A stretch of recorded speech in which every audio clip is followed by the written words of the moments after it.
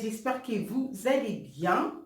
Moi, maintenant, ça va mieux par la grâce de Dieu. Alors, cette vidéo, souci que j'ai eu il y a 2 mois de ça. Alors, quand je vais travailler, je vais en voiture. Mais le 4 novembre, par habitude, j'ai une route en sortant de chez moi que je passe. Mais je ne sais pas comment, le 4 novembre, je sors chez moi, je prends ma route habituelle, mais euh, je roule.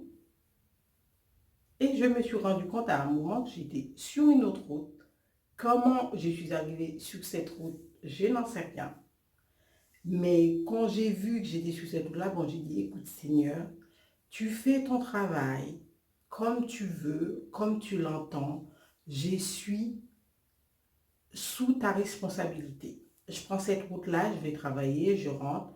Le lendemain, mardi, je fais pareil. 3 jours de suite, le 4 novembre jusqu'au 6 novembre, je passe par cette route-là. Mais d'où ça va être, je vais comprendre pourquoi le Saint-Esprit m'a dirigé vers cette route-là, c'est le 6 novembre. Le 6 novembre, je sors chez moi. Je roule.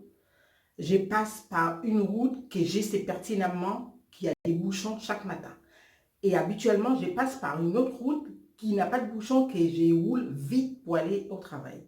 Mais je ne sais pas pourquoi, depuis le 4 novembre, on me dirige, le Saint-Esprit me dirige vers cette route qui a des bouchons, mais qu'on ne roule pas très vite, il faut du temps pour y arriver.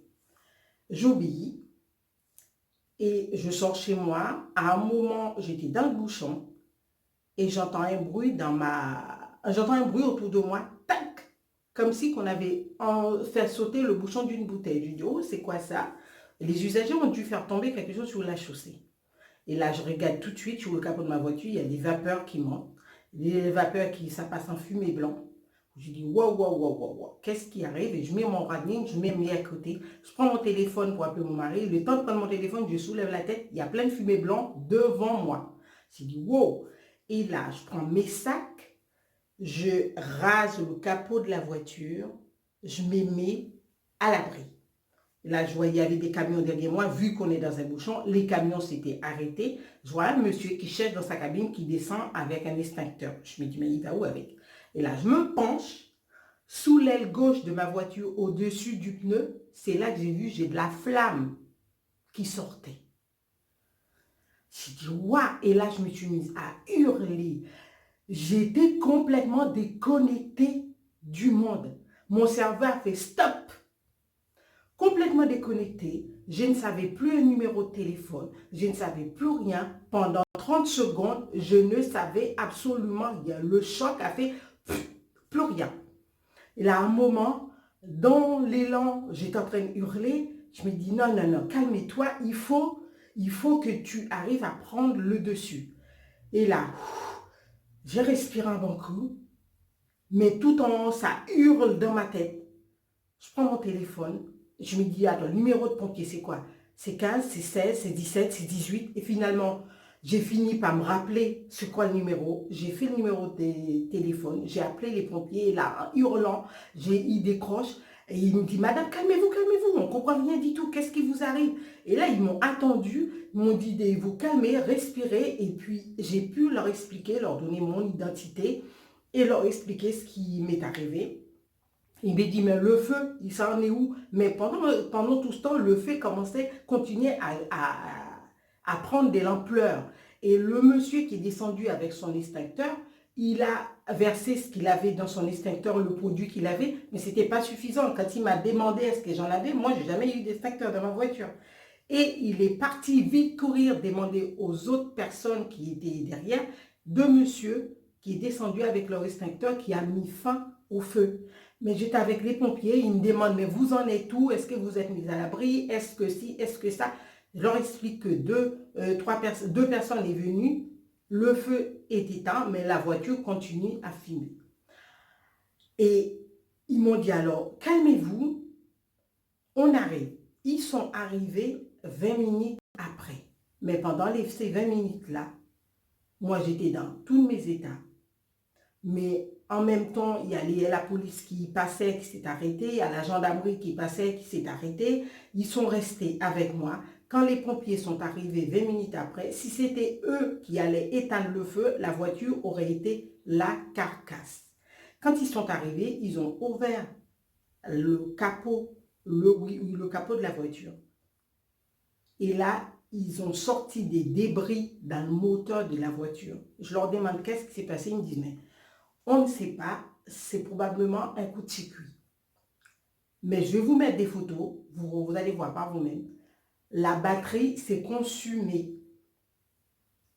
J'ai jamais vu quelque chose, j'ai jamais vu ça. Bon, c'est la première fois que ça m'arrive, Dieu merci.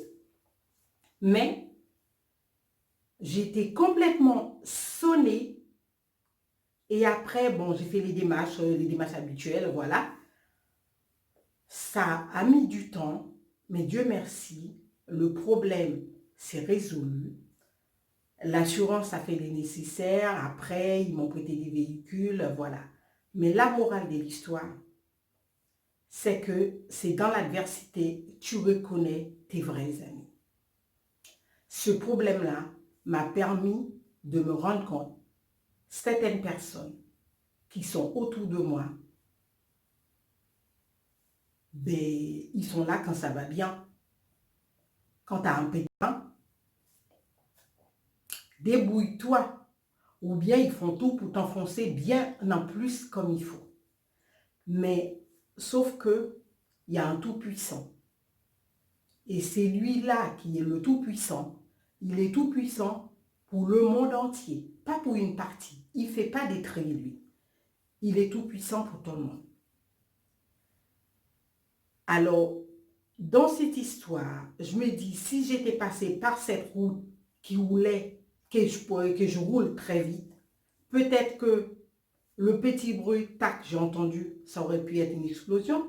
Peut-être que moi, physiquement, j'aurais été atteint. Mais tous les jours, quand je parle avec mes amis, les collègues, qui me disent que, ah oui, mais il aurait pu t'arriver quelque chose, mais c'est ces personnes-là qui m'ont fait faire ce chemin-là, de me dire, ah oui, c'est vrai, il aurait pu m'arriver quelque chose. Mais pour moi, c'était, Dieu merci, j'y vais bien, j'ai pas eu de soucis, la voiture, c'est du matériel, ah ben, une voiture, on peut en acheter une autre. Alors, je dis merci au Seigneur de m'avoir accompagné et puis pour sa grâce, montée divine, restez fort, prie. La seule personne qui nous laissera jamais, mais jamais, jamais, de jamais tomber, si toi tu restes auprès de lui, c'est le Seigneur Tout-Puissant. Alors voilà ma vidéo.